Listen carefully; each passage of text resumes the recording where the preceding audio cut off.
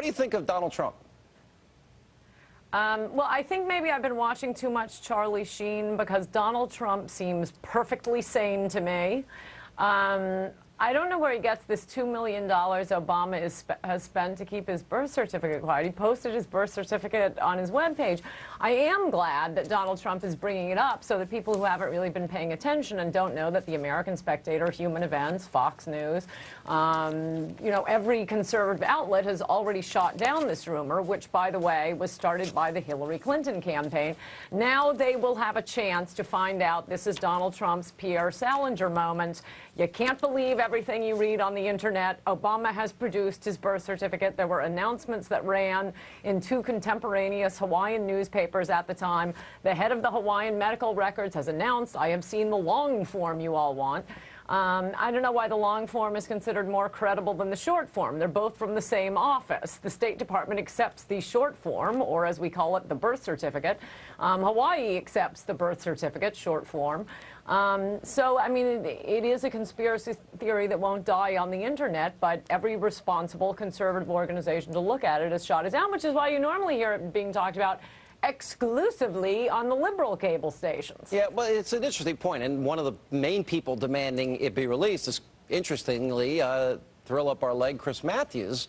Why don't they just release it? I mean, it does raise a question, but you bring up good points, not the least of which. We're going to talk to Donald Trump on this show later this week. We'll ask him, but there's, I think, a broader, bigger issue here is that all of a sudden an issue that was on the periphery a little bit, he hits it hard, and people take note. So what is it about him that, you know, when he speaks, people listen, and, you know, those issues resonate?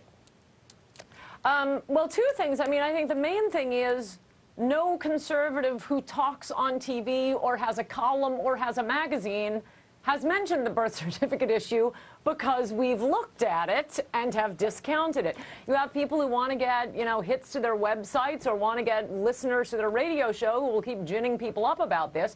But it is one of the rare conservative, well, I suppose more conservative than liberal, only because it's anti-Obama. But I don't even know that these are conservatives promoting it. As I say, this came out of the Hillary Clinton campaign.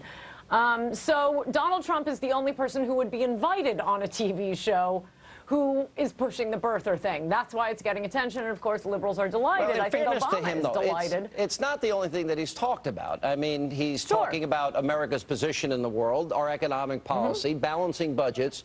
You know, China is not America's friends. So he's a lot more substantive, but once that became an issue and he said it, then it just blew up in every interview that he does, and I'll ask him about it, but it's not the key, the most important part of our interview. All right, so if it's not going to be... No, you'll notice who's asking him about it. It is the liberal media. They want to keep talking about it because it helps discredit all opposition to Obama. There are a lot of reasons to think Obama is a very bad president who is doing very bad things to this country. The idea that he was born in Kenya is not one of them, but it allows liberals, the mainstream media, the White House itself to keep saying, oh, all opposition to me, it's these crazy birthers. Well, no, it isn't. You haven't heard that on Fox News. You haven't heard it in Human Events, in National Review, or American Spectator, all of which have shot it down. All right, let me ask, as you look at the field of candidates, who in your mind jumps out at you the most, and how important is how the Republicans handle the budget and what you thought of the budget deal? How important is that going to be for whoever the ultimate candidate is? No, I'm glad you mentioned that. I mean, I think that's part of the reason that Donald Trump is so popular as a potential presidential candidate, that we don't have a very strong field. And I have news for you. The money people, the big GOP donors, are taking the position that they're holding their money until they find out at the end of the summer whether Chris Christie is running. And if he doesn't run, they'll give it to Romney. But right now, they're holding out for Chris Christie. And as I've said before, I think Chris Christie, if it's not Chris Christie, it will be Romney. I think Chris Christie would win. I'm not so sure about Romney. He might. Yeah, he but might I keep bringing... you want Chris Christie badly. Have you talked to him about it? Because I've interviewed him 4 times. As do all Republicans who want to win the White House, Sean. I got it, but I've interviewed him 4 times. I have pressed him as hard as he can be pressed. He says he's not running. I know, but it's a silly question. It's not a silly question. Either you want to run or you don't want to run.